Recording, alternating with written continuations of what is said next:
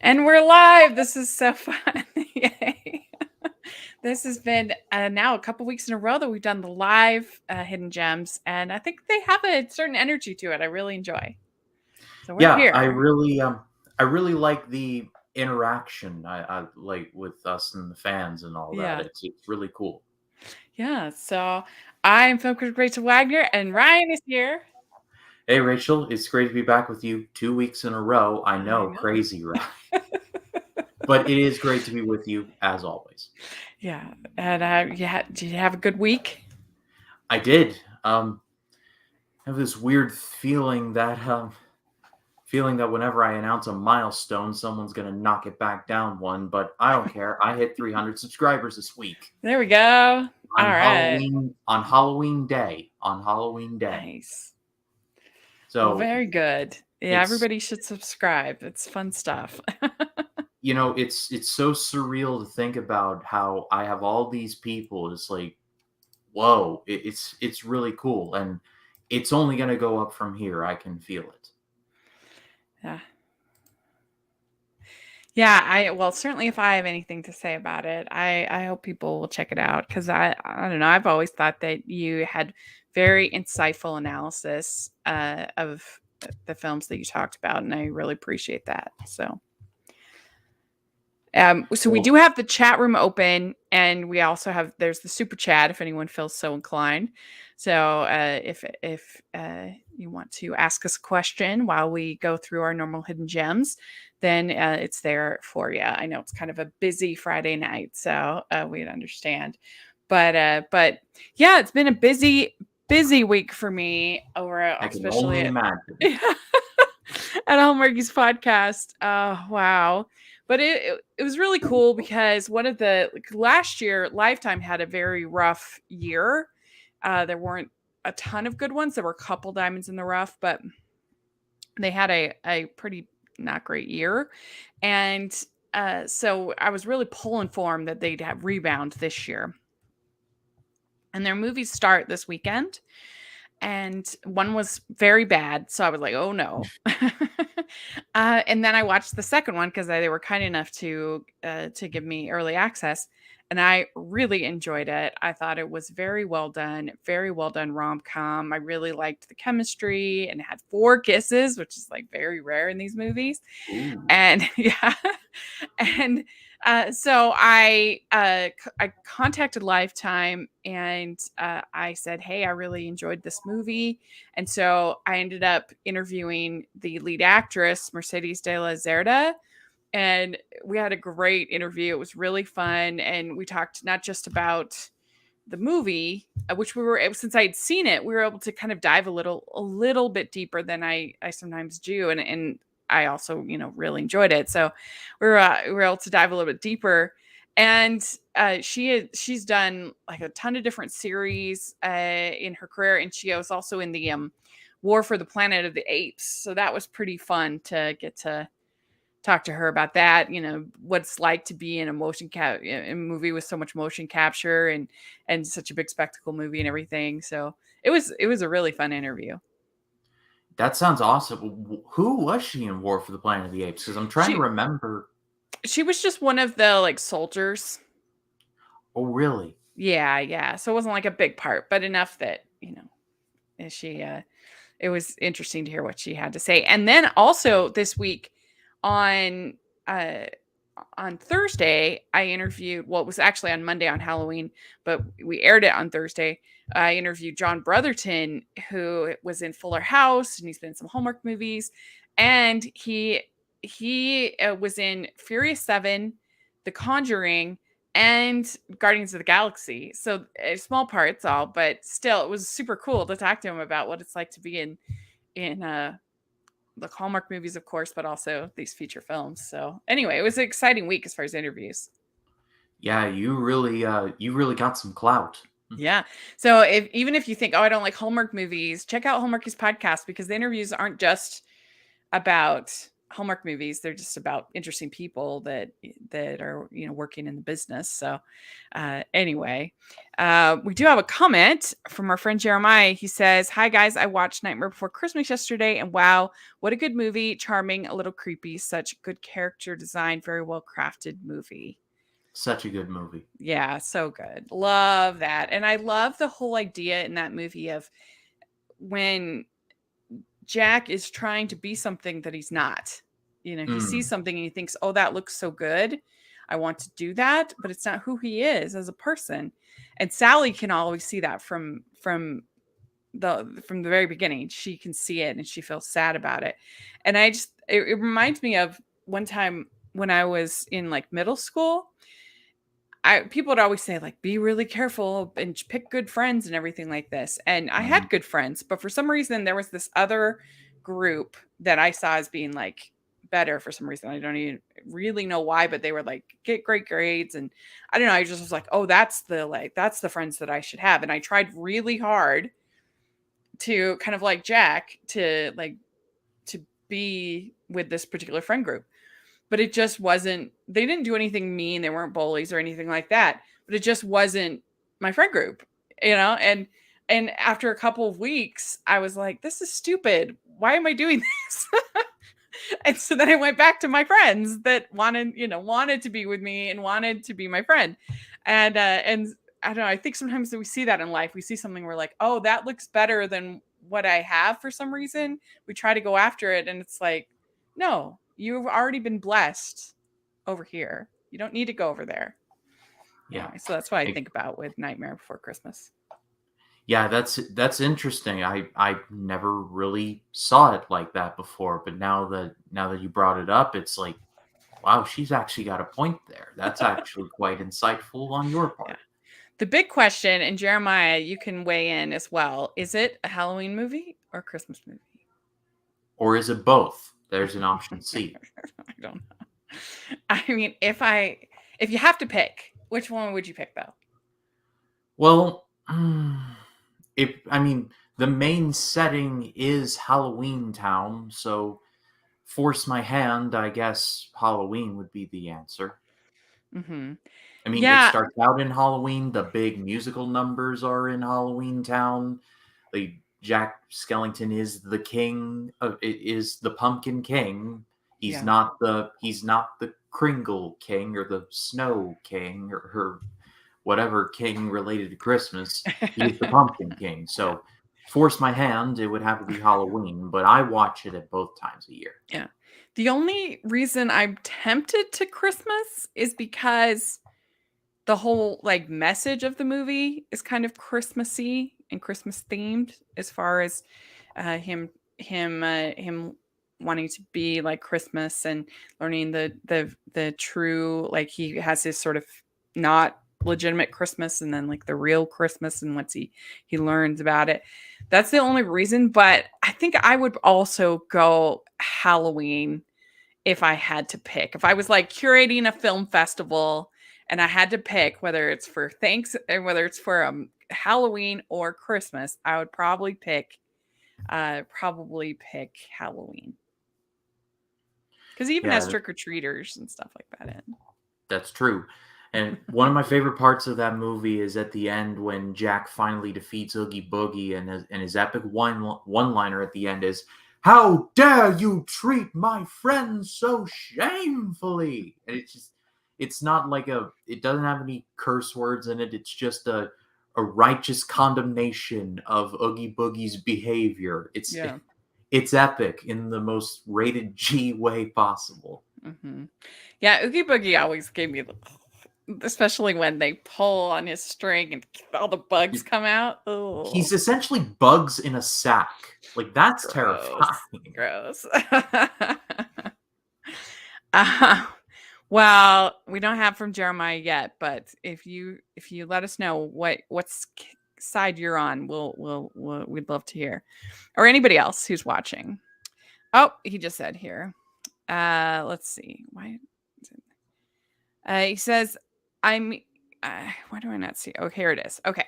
He says, I mean, it's about discovering the joy of Christmas, but I agree with you too for all the reasons you both said, Halloween, and yes, it has trick or treaters. So, and and then he says, uh, evil and ugly and creepy trick or treaters. Yeah.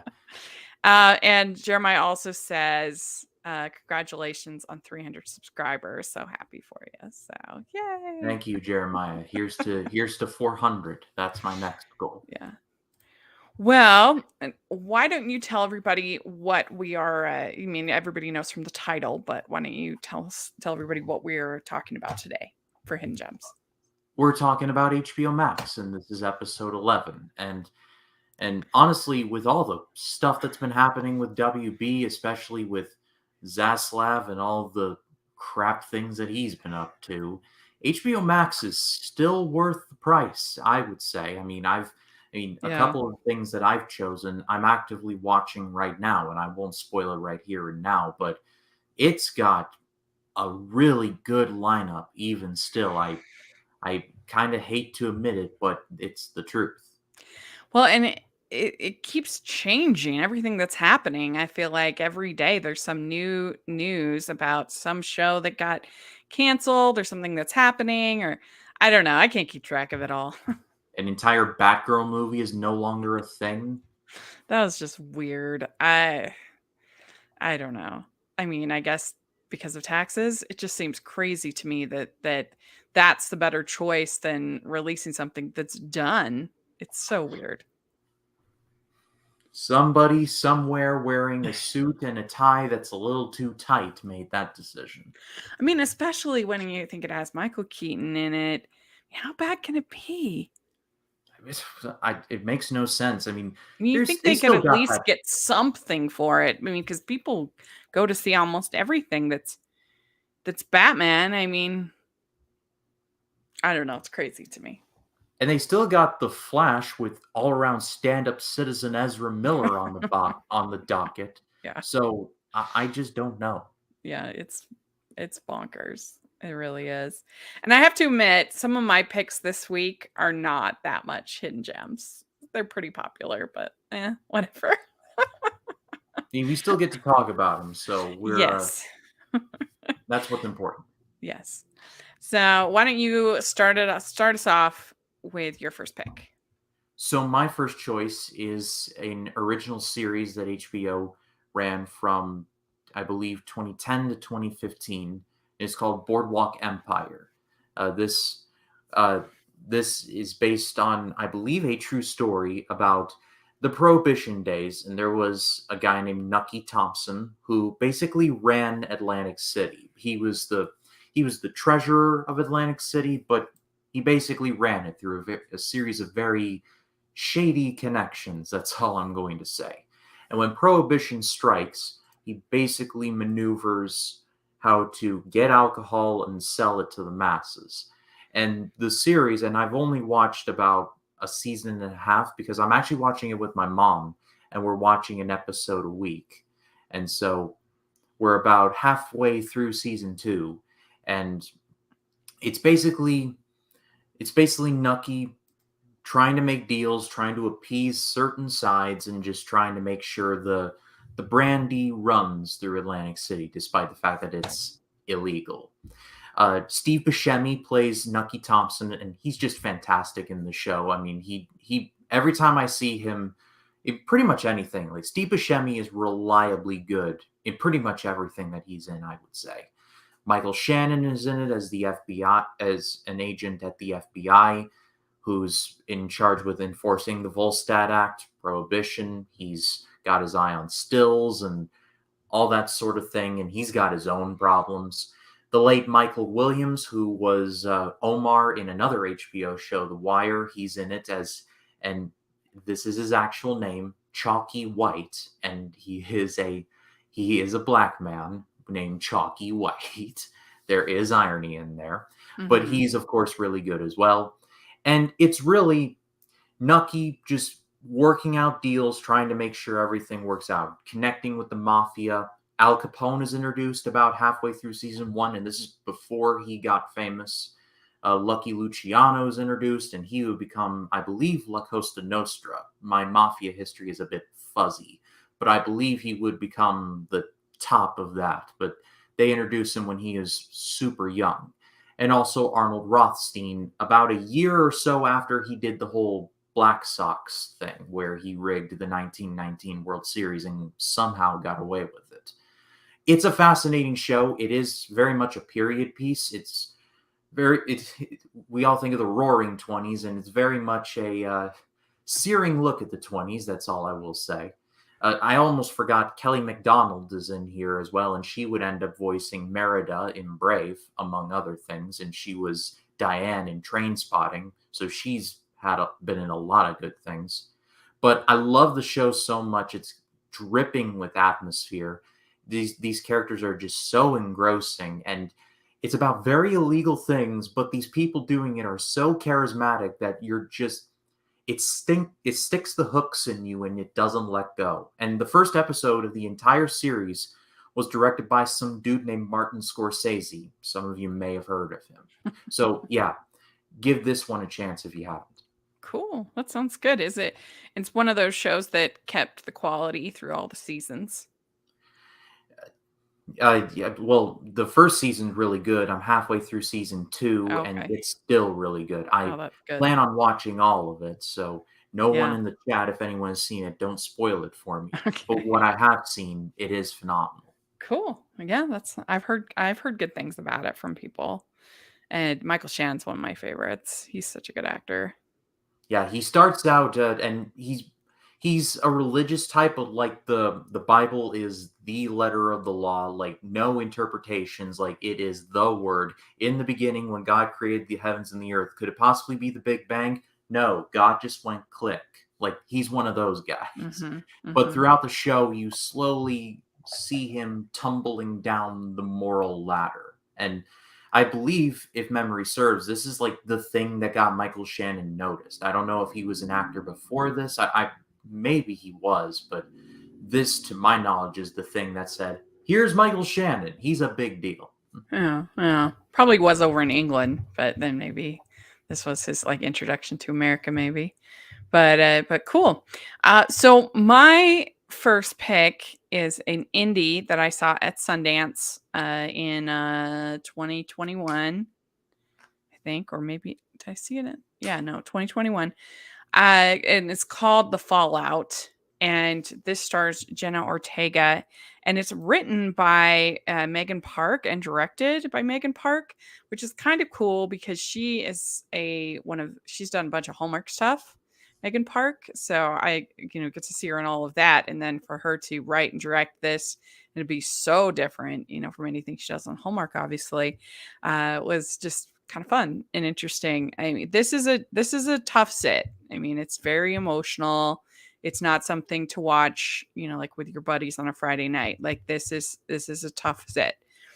But it's also very moving, very well done. At the very beginning of the movie, there's a school shooting, and her and Maddie Ziegler are witnesses to it. Basically, they're in the bathroom when it happens, and so they hear all of the sound and the gunshots and everything, and so it's very traumatizing and it's very intense. That whole scene is tough.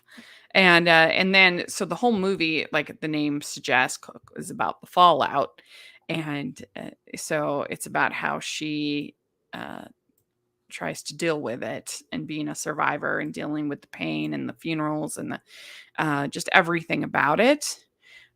You have a great cast. I mean, Shailene Woodley, Julie Bowen in here, and it's just very moving and about friendship and about how we get through tough times. And so it's a very strong, I think, debut directing and writing from Megan Park. Yeah, when it comes to stuff like that and that school shooting and stuff, I don't really think there's an easy way to tell a story like that. I remember when I was watching Denis Villeneuve's first movie, Polytechnic, for my Villeneuve series to lead up to Dune. they have the Villeneuve shot, and it's from character perspectives, but he basically redid the Montreal Polytechnic shooting that happened in, I believe, the late 80s, early 90s.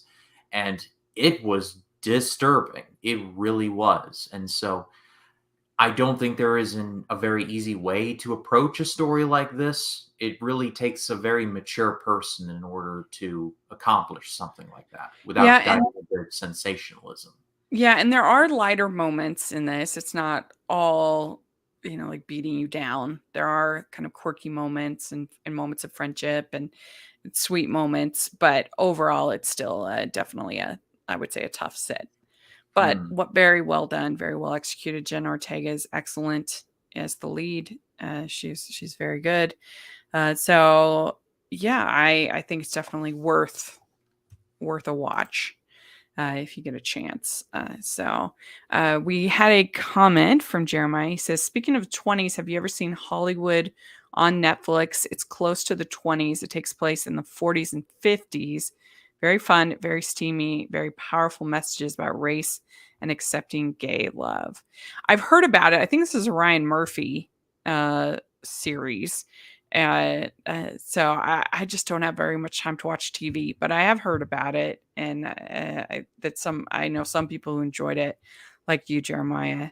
Um, and it's definitely, as he says here, that it's definitely very R-rated, so it's something to keep in mind. He says overall a very good Netflix show, great costumes and acting. So cool, good. I always like to hear the recommendations. So what do you have next, Ryan? Oh, one more note on that. I actually saw the trailer for it, and all I know about it was that Jim Parsons was in it. And I don't know why my mind drifted to this, but when I was seeing Tar the other night, there was a trailer attached for Jim Parsons' new movie, Spoiler Alert, and it's directed by Mike Showalter, who directed The Big Sick. And that Mhm. movie looks, spoiler alert, and that movie honestly looks really good. And I hope it gets I hope it gets some marketing because I'm a big fan of Jim Parsons, and so I don't know, that just kind of Yeah. connected the two together for me. Right. Right. Cool. So what do you have next? So my next choice is a movie from 2008, and it is called Jumper. Now, this is a movie that isn't really loved all that much, and people kind of dunk on it, which is fine. I remember seeing it, and I was the right age. It was just right place, right time, right atmosphere, and I kind of dug it. It was directed by Doug Liman, who was in between of directing The Bourne Identity and Edge of Tomorrow. You should see both and see Jumper as well, but Jumper tells the story of a man named David, who would later be played by Hayden Christensen, who, when he was younger, he developed the ability to teleport or to basically jump from one place to another, literally called a jumper. When he was young, there was an accident where he fell through some ice and people thought he was dead, but he teleported himself far away, nearly to New York City. And so, using his abilities, he kind of he does a bit of a bank robbery and gets a lot of money because of it. And so he basically spends all his money and he jumps. That's pretty much it. But his jumping gets noticed by this agency, the main agent of which is played by Samuel L. Jackson. They think that these jumpers are crimes against nature and they need to be exterminated. And so David's on the run along with another jumper played by Jamie Bell. And honestly, I thought this movie was a lot of fun. It's very much like a globe-trotting kind of movie. It's got some good action in it. It's funny on occasion. I really do not understand the hatred for this one. I mean, maybe it's got something to do with Hayden Christensen. The prequels were 3 years in the books by the time this movie came out, so maybe that had something to do with it. But overall, I just had a great time with this. Cool. I have never seen this movie, so yeah, I've heard mixed things, but uh, I mean, do you think he's good in it, Hayden Christensen? I think Hayden Christensen's honestly a really good actor. I mean, in that Obi-Wan show, which was very up and down, his parts where we did see him in the Vader costume, those are honestly quite good. And whenever Hayden Christensen is in something, I always go out of my way to try and check it out because I think A, he's good, and B, he got a terrible hand with the whole prequel thing because he did the best with the material that he was provided. That's all I will say. Mm-hmm. Well, yeah, I mean, it's always hard when you have a director who flat out tells everybody he doesn't like working with actors. I mean, what are you supposed to do? You got to direct yourself. And I mean, and that's those screenplays were rough. So, Yeah. so interesting. Cool. All right. Well, my next pick, and like I said, some of mine are not that hidden gems, so I apologize, but it's all fun. So my next pick is one of my favorites from director Wes Anderson. It is The Grand Budapest Hotel, and I realized this got nominated for Best Picture. It was very praised, so whatever. But I think it is one of his best movies. I mean, obviously, I love his stop motion the most, but then this and Sunrise Kingdom are probably, I mean, Moonrise Kingdom, sorry, Moonrise Kingdom. Moonrise Kingdom are, I think, my favorite. And the thing I think that makes this one of his best is because I don't tend to like his movies as much when they're sort of grounded in realism. When there's like something like Rushmore isn't my favorite. A lot of people love that one, but it just comes off as a little bit mean spirited to me. Whereas I think this movie, because there's a little bit of a fantasy element to it in this like fantasy world, I think this comes off much better because there's, I don't know, just a little bit more whimsy. And, Wes Anderson always has a lot of whimsy, but I just think this one works better. This whole world of this Budapest in this fantasy world. And I mean, the casts are always amazing in his movies. And this is no exception. I mean, Ralph Fiennes, you have Jeff Goldblum, Adrian Brody, William Dafoe, Edward Norton, Owen Wilson, Saoirse Ronan. I mean, the list goes on and on. So I think this one is quite charming and one of his best. Yeah, F. Murray Abraham is in this as well. I love that guy to pieces. Yeah. And I actually watched this movie earlier this year, and yeah, it's everything as advertised. I haven't seen all of Wes Anderson's movies, but it is definitely up there with one of his best. I would argue this is probably Wes Anderson at his most Wes Anderson. Every shot is just so jaw-droppingly beautiful that you're just like, wow, I will never shoot anything that pretty as long as I live. Yeah. But it's so much fun to look at. I joke that when Wes Anderson is just casting his films, he's like, just going to go through my contact list. Tilda, you in? All right. Yeah. Bill, you in? All right. He definitely Ed, has his like all right. he definitely has his like stable of actors that he goes to again and again. Bill Murray is usually in his movies, although he's actually, I don't think, in this one. He's got to be in like a small role. Maybe. The Wilson brothers are in most of. Oh yeah, he's listed on the cast, so I guess he's in it. I forget. But yeah, he has those that stable of actors that he goes to again and again and again. My favorite Wes Anderson has got to be Fantastic Mr. Fox. Again, that was very much a right time, right place kind of movie. Most of the animation I had seen to that point have been like Pixar and 2D stuff. When seeing that stop motion, I was just like, this is blowing my mind and I love it. And just the celebrity cast didn't bother me. I thought they all worked really well. I really love that movie too. The dialogue is excellent. They're like, are you cussing me? And just that whole scene of Badger and Fox circling each other like, I'm going to cuss you in the cuss, you little cuss. Like, it's so much fun. Yeah, I really enjoyed that movie too. Definitely one of my favorites. So I agree with you.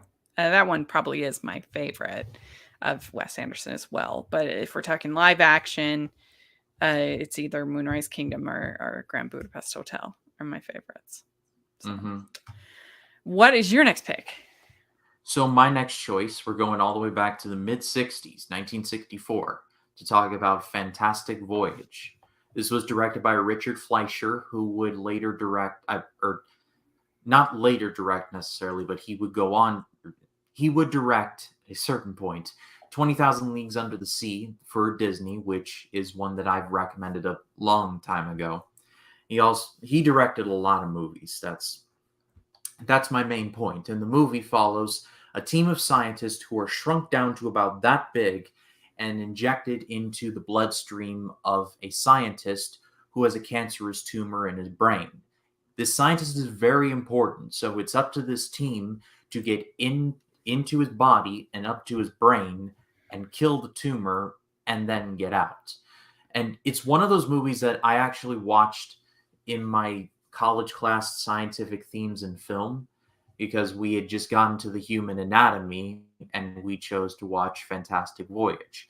And as a young movie fan, just like blossoming into it, my mind was blown at just how ahead of its time this movie was. It's kind of crude for today's standards, but back in the mid 60s, people's minds just had to be just be like, what am I watching right now, in the best way possible? And just seeing some of the stuff in there is just, it's kind of gruesome when you think about it. There's a scene with a white blood cell where white blood cells are pretty much known for attacking things that tend to hurt your body and killing it and spitting it out, for lack of a better word, if my anatomy lessons have taught me anything. And seeing a certain scene with a white blood cell, I'm like, good thing those are on our side, because wow, they show no mercy. The cast includes Stephen Boyd, Raquel Welch, Donald Pleasance, and it's just like a really long list of people who were character actors in like 50s, 60s, 70s, and so on. It's, like I said, it's mid 60s, so check your mileage before you go in, but for the most part, I think it is held up tremendously well. I have to admit, I've never heard of this one. This is new to me, a new classic I never heard of, but it sounds fun. Sounds creative. Yeah, it is. And it's like I said, the white blood cell stuff is pretty violent, but it's the mid 60s, so it's not too terribly violent. They do rein it back quite a bit, and most of it is off screen. So it's not like a thing, because there's another scientist who is shrunk down to try and, I believe, stop the team, because it's a whole Cold War kind of thing. I haven't seen the movie in a minute, so I'll have to look that up again.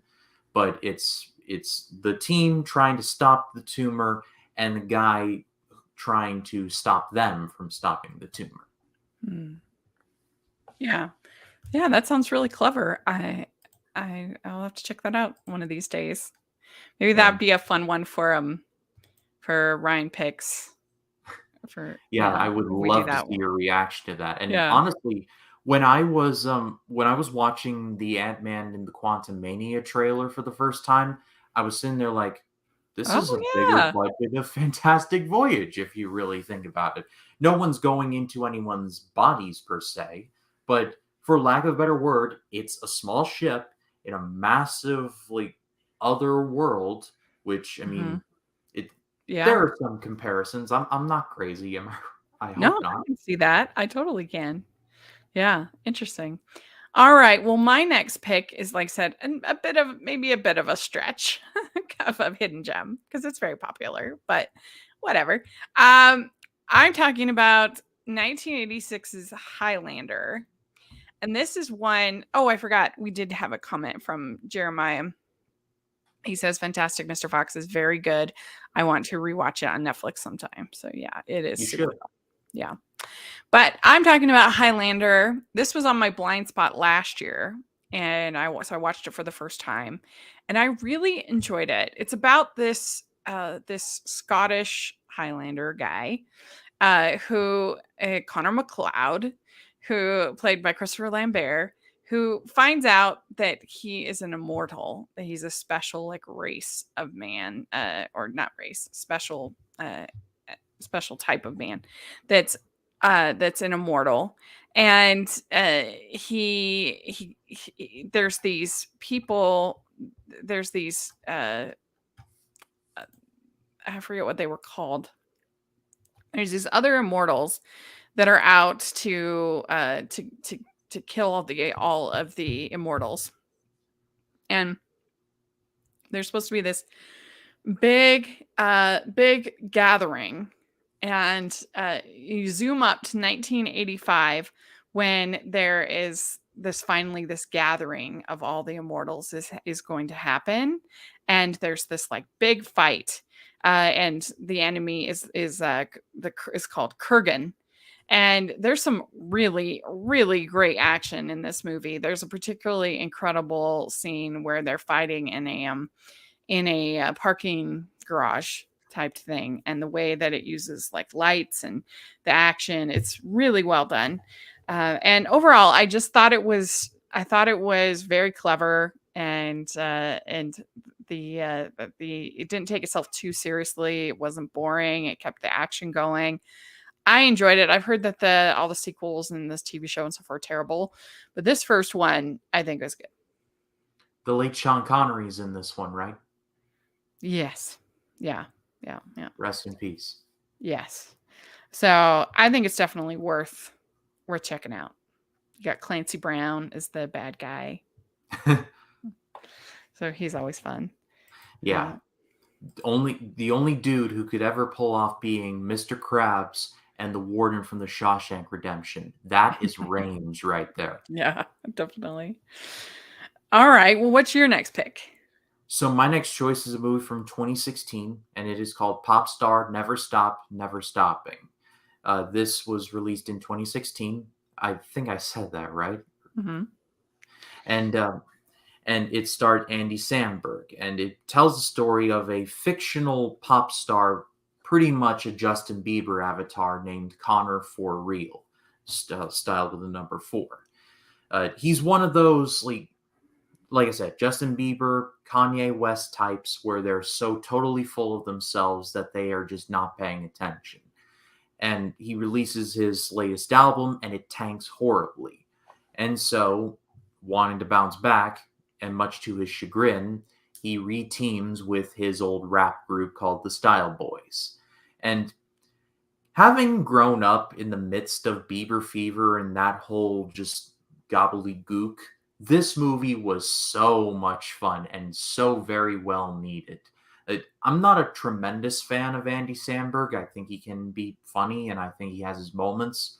This is his masterpiece right here. He understood the assignment, because I remember just hearing these insane stories about how Justin Bieber, when he went to the Anne Frank house, and it was like, if Anne Frank actually made it, I hope she would have been a believer, like stupid stuff like that. And of course, Justin Bieber's going through health problems, so I don't want to dunk on the man more than I should. But growing up in the midst of that Bieber fever and just every red-blooded woman was just a Bieber fan, and just this movie was just exactly what the doctor ordered.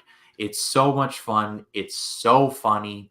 It's very vulgar. There is a scene involving Connor having to sign an autograph on a body part that I can't say because this is a Christian stream, but it's down south. Mm-hmm. It's such a funny scene, but you see someone like a Connor For Real whose real is in his name, but everything about him is so completely artificial, it's not even funny. And you see the layers slowly start to strip away, and you realize that he was just doing this because he got rich, he got famous, like just everything that just it went his way, and he just felt like this is what I need to do to keep that. And because he was making so many dollars, he lost all of his sense.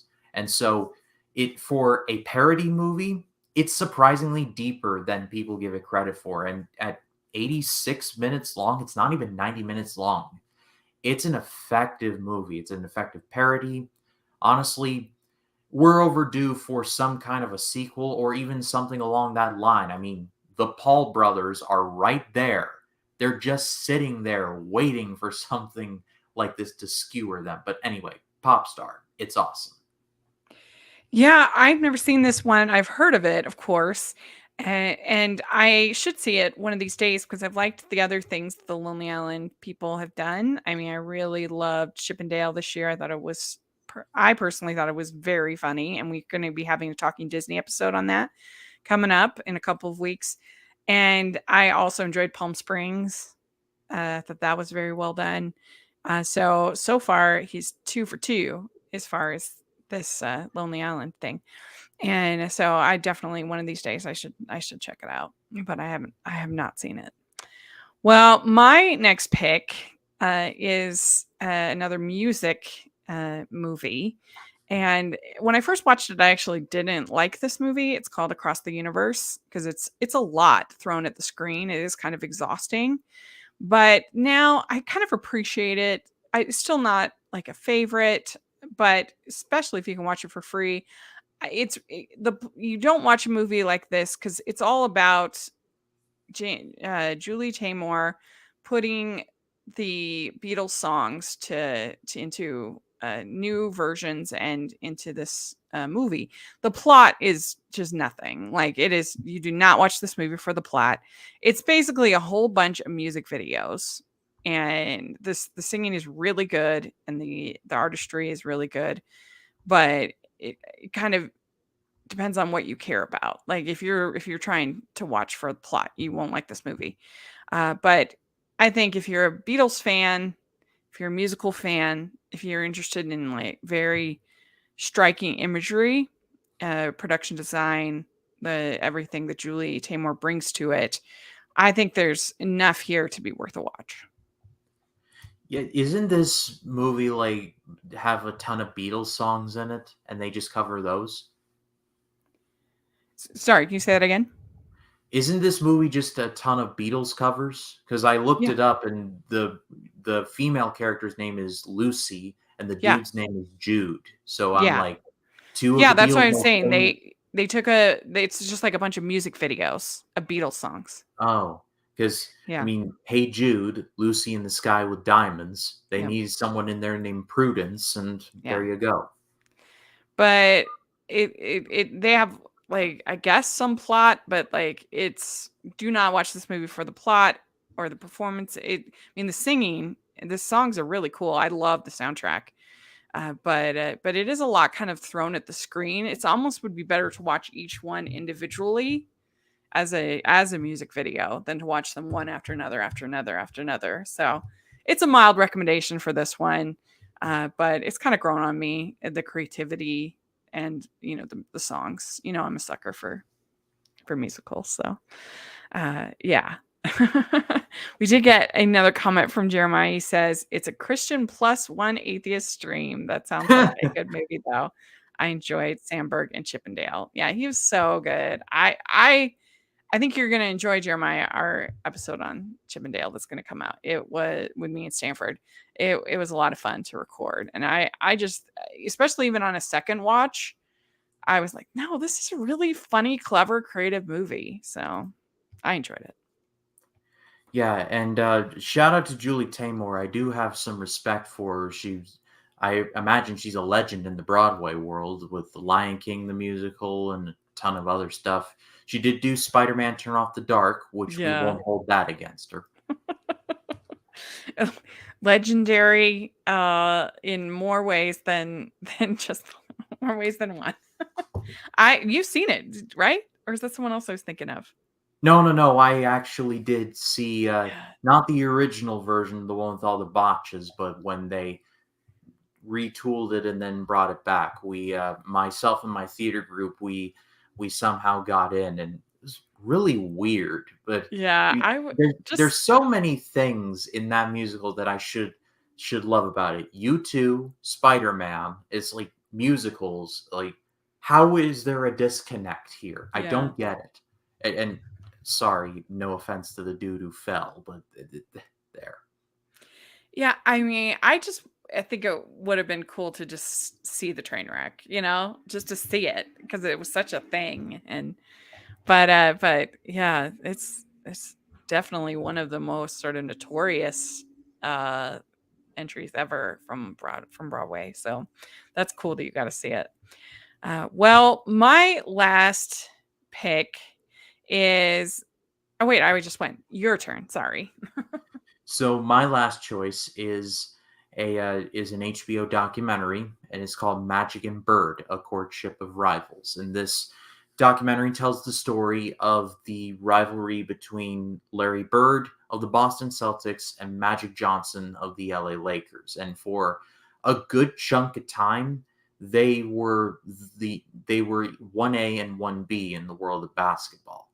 Whenever they would show up, it was like appointment television. People were just so invested in it. And it was either the Birds winning the title or the Lakers winning the title. And they would go at it every season. And both were just firing on all cylinders. And really just watching this, because I'm not a huge, humongous sports fan, like I've said in the past, but I love sports documentaries. And HBO sports documentaries really do hit different. The Do You Believe in Miracles documentary about the Miracle on Ice, the 1980 U.S. versus Soviet game, was awesome. Back Nine at Cherry Hills is one that is not on HBO Max, sadly, but that's another one I recommend. Michigan versus Ohio State, the rivalry, which is on HBO Max, and I do recommend that one highly. HBO Max just has not, HBO period, has not missed in the sports documentary world.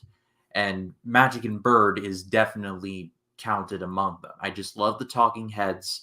I love just learning about how in the time of the late 60s and early 70s, just everything was just in chaos, and even into the 80s. It seemed like the only thing in basketball keeping everything together was Magic and Bird, and just those two just duking it out. It's a very fascinating watch. Yeah, I'm kind of like you. I'm not a big sports person. I just don't have time. It's not that I like hate sports or something like that, but I just don't have time to watch sports. They take up Mm, so much time. yeah, And so and I actually got to watch some of the my friends that I was staying with in my trip to New York. They're big Yankees fans. So I watched some of the games with them, and I'm like, I can see why this is appealing. This was fun to watch. But again, I just don't have time. But I do like yeah, watching sports movies, and I like watching sports documentaries too, like 30 for 30 on ESPN. And you're right, there's been some real good ones on HBO Max as well. yeah. And this is interesting because they also had that whole scripted show on the Lakers. I didn't see it, but it just in the last little bit. Yeah, neither have I, but I have been meaning to, because I know Mhm. John C. Riley is in it, and I think that dude's awesome. Mhm. Yeah, yeah. Well, my last pick, again, this has a lot of fans and a lot of people who hate it, but whatever. I'm talking about Napoleon Dynamite, and this was one of the biggest successes to ever come out of Sundance, at the Sundance Film Festival, and uh, I still really enjoy it, and I find it very endearing because Napoleon is a character who has a pretty bad life when you think about it. He's kind of abandoned by his the only person he has to raise him is his grandma, and she's gone for all this time. He got this crazy uncle, and he has lots of reasons that he could complain about things in his life, but he's so positive as a character, and I think that makes him very endearing. And I mean, especially when you build up to the end when he dances for his friend, I think it's just such a lovely, fun moment.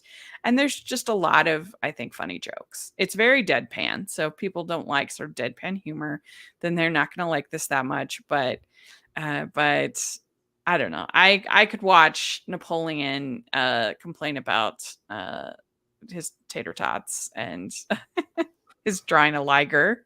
It's pretty much my favorite animal, which I just think is funny. Vote for So Pedro. Vote for Pedro. yes. So I one of my favorite comedies. I really enjoy it. So Yeah, the movie is really just so much fun, and I love like the little I love Napoleon's brother and his oh girlfriend my gosh, yeah. LaFwanda, like, and his little like I love that so much. There's these small little things that just you look at and you're like, that should not make sense, but it just does in this world. Hmm. Yeah. Yeah. Uh, Yeah, he's funny. I love his brother. And like the uncle is just such a disaster. But it makes Uncle me laugh. Rico. Yeah. And when he goes to karate, that's a really funny scene, I think. That one's really good. Uncle Rico So can throw a football about as good as I can, which is not great. yeah. So and there's like even a sweet little romance in the movie as well with Tina Majorino. She's fun. So it's one of my favorite comedies. I really like it. So we did get a comment here from Jeremiah. It says, I don't hate sports, but they're boring to me. You swing the stick, you hit the ball, whoopee. Oh, yeah, I'm going there. You don't have to put this on the screen unless you want to. Well, we did. Uh, yeah, I mean, I get it. I get why people, especially if it's like a good game, because the competition it's getting, and you get like invested in a team and everything like that. So I can understand it, but it can be very boring too. I mean, they have I think a game in this playoffs, a baseball game that went into like 17 innings or something crazy, like I insane. I did not see it, but I can definitely imagine. I think I remember in my lifetime, I can't remember where I was, but I heard about a game going 18 innings, which is Crazy. just insane. Yeah. But it can be fun, but it takes a lot of time. It just really does. It takes a Hmm. lot of time to be a sports fan. Yeah. So there we go. I think that's it. We have that's our 10. I think that's a pretty good, interesting list. Very eclectic this week. Yeah, absolutely. So let us know in the comment section what you think of our picks and all the things we talked about, and what you've been watching on HBO Max. We would love to hear in the comments. And thanks to Jeremiah for being the third person on this chat. We really appreciate it. So Ryan, where can people find you? People can find me on Facebook, Twitter, Instagram, and Letterboxd at RyanCam20. There's, of course, my YouTube channel, which is just called Ryan Cam. Plan on seeing the Weird Al movie this weekend, and I will have a review for that. And then this coming Sunday will be my video on The Truman Show and how it is better than you remember. So if you have not checked me out, please do. I remember loving it. It's one of my favorite movies. So it's probably not better than I remember it, but I love that movie. But you can find me at Rachel's Reviews, all of our social media, iTunes, YouTube, and on Rotten Tomatoes. So check that out.